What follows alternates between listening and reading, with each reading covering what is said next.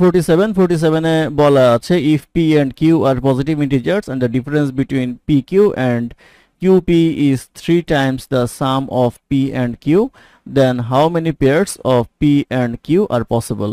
এখানে বলা আছে p এবং q হচ্ছে পজিটিভ ইন্টিজার এবং তাদের pq এবং qp এর মধ্যে ডিফারেন্স হচ্ছে pq এর যোগফলের 3 গুণ। তো জিজ্ঞাসা করা হচ্ছে যে কত জোড়া pq এর মান পাওয়া যাবে। তো এখানে আমরা p ইকুয়ালস ধরে নিই হচ্ছে x, q ইকুয়ালস ধরে নিই হচ্ছে y।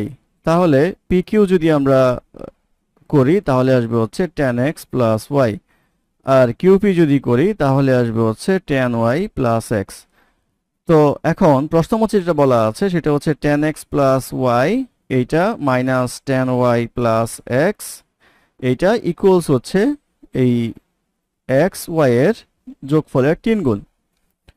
তো এটা যদি আমরা করি তাহলে আসবে হচ্ছে 9x minus 9y equals 3 into x plus y, বা 3x minus 3y equals আসবে হচ্ছে x plus y, বা x equals আসবে হচ্ছে 2y। তো x equals 2y যদি আসে তাহলে y equals যদি 1 হয় তাহলে x equals হবে হচ্ছে 2 into 1 equals 2, y equals যদি 2 হয় তাহলে x equals হবে হচ্ছে 2 into 2 equals 4, y equals যদি 3 হয় তাহলে x equals আসবে হচ্ছে 2 into 3 equals আসবে হচ্ছে 6, y equals যদি 4 হয় তাহলে x equals আসবে হচ্ছে 2 into 4 equals 8, y equals যদি 5 হয় x equals আসবে হচ্ছে 2 into 5 equals 10।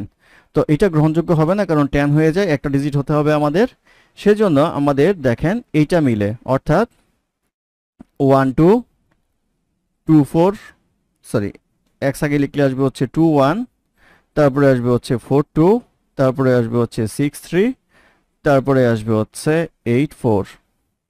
অর্থাৎ নাম্বারগুলো হচ্ছে এমন 21 12, তারপরে 42 24 63 36 84 48, নাম্বারগুলো হচ্ছে এমন। এটি হবে এই প্রশ্নের উত্তর।